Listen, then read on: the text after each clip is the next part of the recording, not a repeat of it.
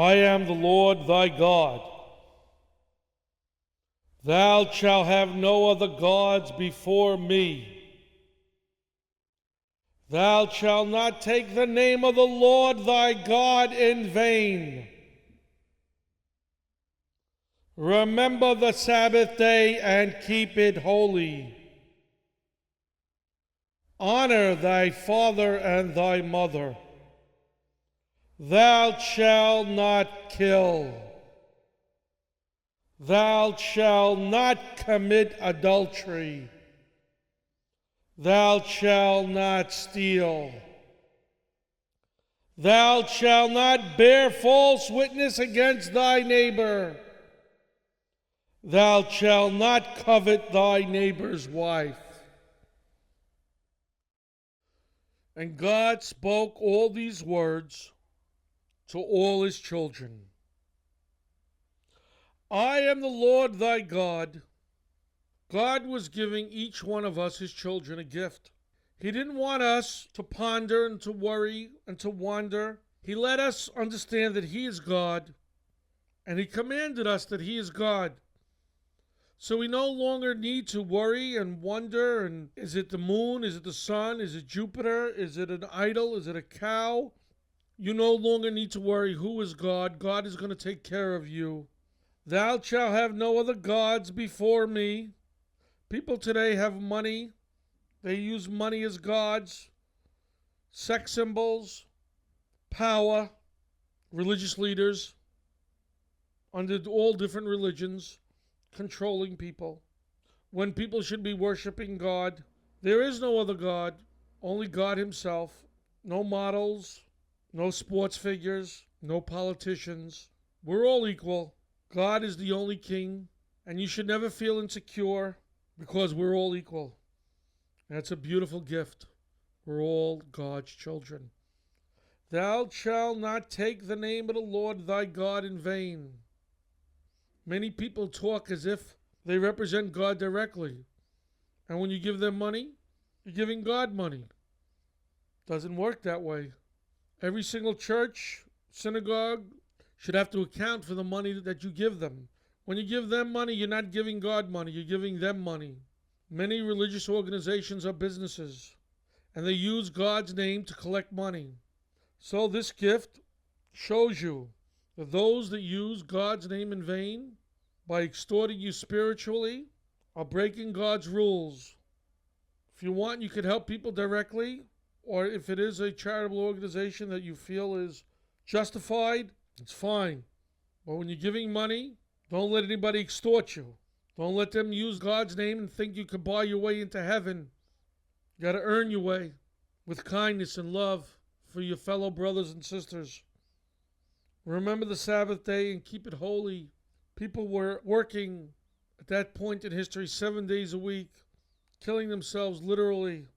Then God gave us this beautiful gift, the day of rest. What a beautiful gift.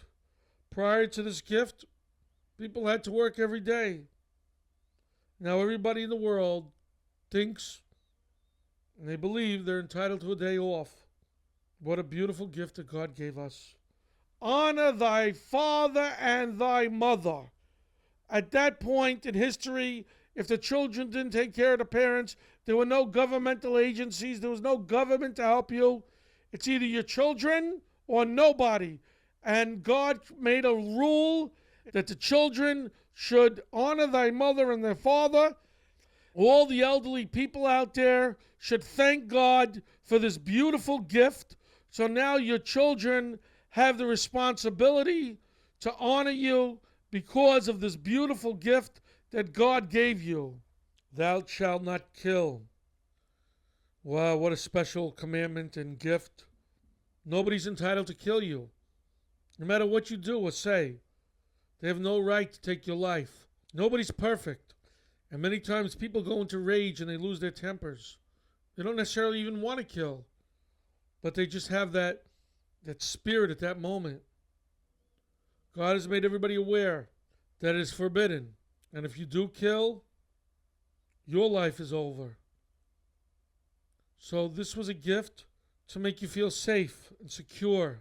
because God needed his children to have peace. Because he knew there would be arguments. He knew people would argue over food, land, and oil. Governments don't think the 10 Commandments apply to them. Thou shalt not commit adultery. It's a pretty special gift to those that are being cheated on. For those that cheat, well, they don't want to remember this gift or commandment. This was given to people so they could have a whole family unit. As women got older, men might have had wandering eyes. God didn't want to leave women alone with nobody to support them, nobody to help them with their children. So he created this gift to the women and the children to help them because man might leave. And today, women cheat too. So those children became men, and you need to thank God for creating that gift to your mother so your father would have to take care of her. Thou shalt not steal. Who wants to go outside and have to worry about getting robbed? Before God made this rule, it was survival of its fittest. People that were strong took whatever they wanted. After the 10 Commandments, the 10 gifts, you had no right to take anything that did not belong to you. And if you did, you were breaking the Constitution. God's Constitution. That's the permanent Constitution. Thou shalt not bear false witness against thy neighbor. There are many people in prison today that are innocent because people bared false witness against them. God created this gift so nobody could do that to you, so people wouldn't be accused of things they didn't do. But eventually they will pay the price because God judges, not you, not I. Thou shalt not covet thy neighbor's wife. God says it twice. He's so serious and sincere about you not cheating. He does not even want you to look at your neighbor's wife. He don't want you to be tempted.